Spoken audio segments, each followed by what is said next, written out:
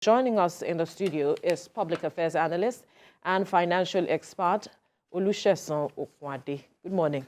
Good morning, Vero. Thank you for Good joining morning, us. Kemi. And congratulations, there's no strike today. Well, I don't really know why you congratulate. People like us are really respected. I heard Kemi almost taking his bet for. We She should have collected staked it. that. If I had known, This morning we'll be having a very good breakfast for ourselves. Vero would have given me some money. I see. Of course. But anyway, let's get to the issues now.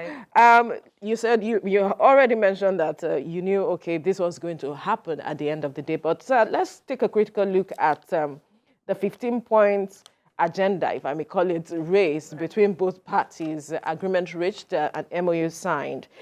What stood out for you? Because we were trying to point out some things that we say were similar to what the president mentioned in his address, except for the increase in the provisional wage award, talking about from 25,000 to 35,000.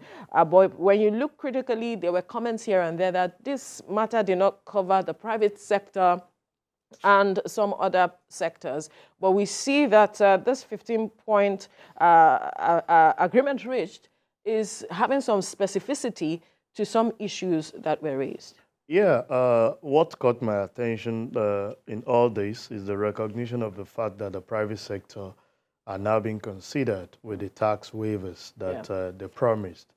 Even though all the 15-point agenda, we are adjusting them on paper, the modalities that we to carry this out, we still don't know.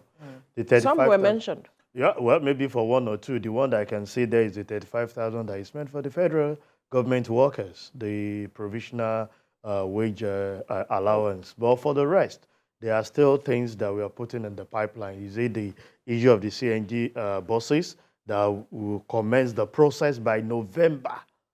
That's what is actually stated there. The process will commence by November. Between now and November, which is a tentative day of commencement, what is the fate of an average worker?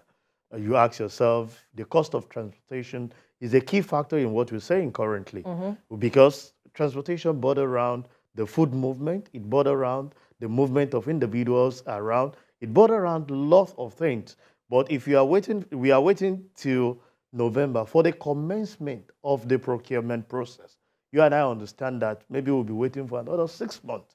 And it's only the federal government staff or the civil servants that are now just being beneficiary of the little spike. And don't forget, someone like me never celebrated the adjustment in pricing because we are not hearing anything from the state, and the private sector are not saying anything as we speak on the increment. Let me just quickly read out what is here. If I am to interpret it, the rollout aims, talking about the CNG now, the rollout aims to commence the rollout. Means the government would have procured it before November. So it's to be rolled out with pilots across 10 campuses. Rollout commenced by November with pilots across 10 campuses nationwide. So for me, I believe that it means they would have procured it before November, hopefully, and then roll out by November. So if you are starting pilot with 10 campuses by November, we understand, we are businessmen. When you roll out pilot scheme for a particular thing, it's like POC. You are bringing it out for you to say, this is what I want to achieve. At times, your pilot can take 2-3 months to buy time and convince the people.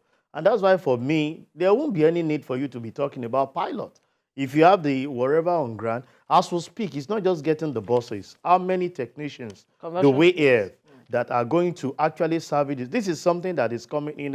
How many of the gas stations have you built to actually, dispense gases to some of this area? We are not seeing those infrastructure.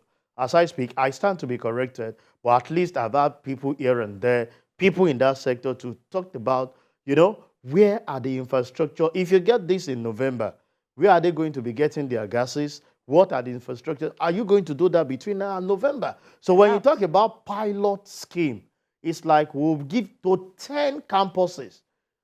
We are going to test run with the students. What is the, the impact on the workers that we're talking about? And that's why I'm like, this is just a template reading to calm down the nerves of the labor. We understand that. But we need action plan. action plan that we can take, what some of us in finance say, what we can take to the bank and have the guarantee that things will work.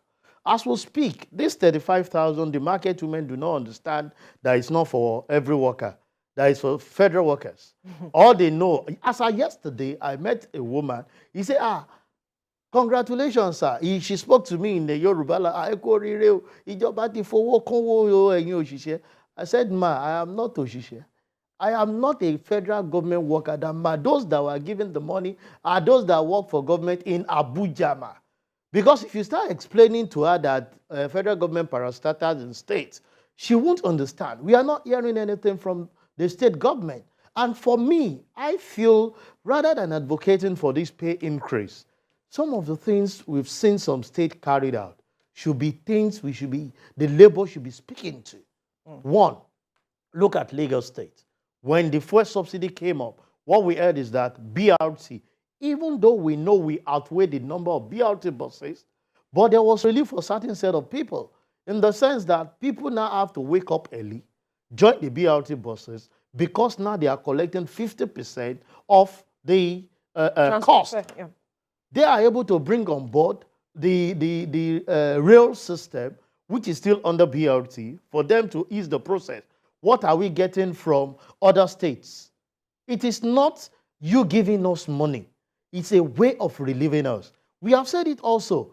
BUA came up in the construction company of reducing the cost of cement, from the factory. Can we have this kind of arrangement with consumables? You are talking about tax rebate and tax relief for this organization. As far as I'm concerned, it's a win-win thing. And I consider that as more beneficiary to every masses than this idea of giving money to individual.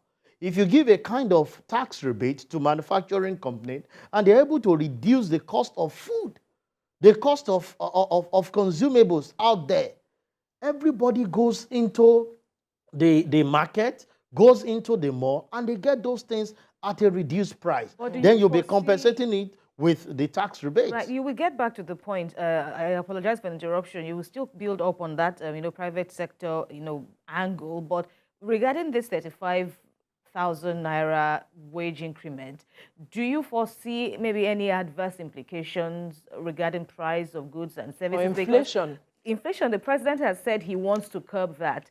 But with the market woman, with the exchange you had with the market woman yesterday now, people feel that, this could automatically affect, increase the price of goods. It's not that it has started affecting it. Because the market woman do not understand all this English that we are talking about. What the woman understands is that federal government has added to the wages of workers. They don't know the distinction between the federal or the states or the private sector. All they know is that they have added to the wages. And that's where the confusion is coming from. How many of these federal government treasury paid people that we have compared to the large chunk of workers that we're talking about? So it's on its own. The inflation we are trying to tame will definitely come and bounce back on us. As we speak, inflation is about 25% from what they said. Let's see what becomes of us between now and December. You are talking about paying 25,000 to 15 million homes. Less privileged people. We've asked, pardon me, I'm an accountant and I play with figures and we like data. Where is the data that we are riding on to provide register? There's a social register. Have you seen anyone? The government said there is a social register. We always hear their race. The other time when this new administration came in, they discarded what the old administration put up. And we see the and minister, after then, I have not heard. Better Edu, is in Lagos, as is being reported, doing a door-to-door confirmation of the data she has with regards to the social register. How many can she cover? I learned she's in Okwaba, who is taking care of Agege.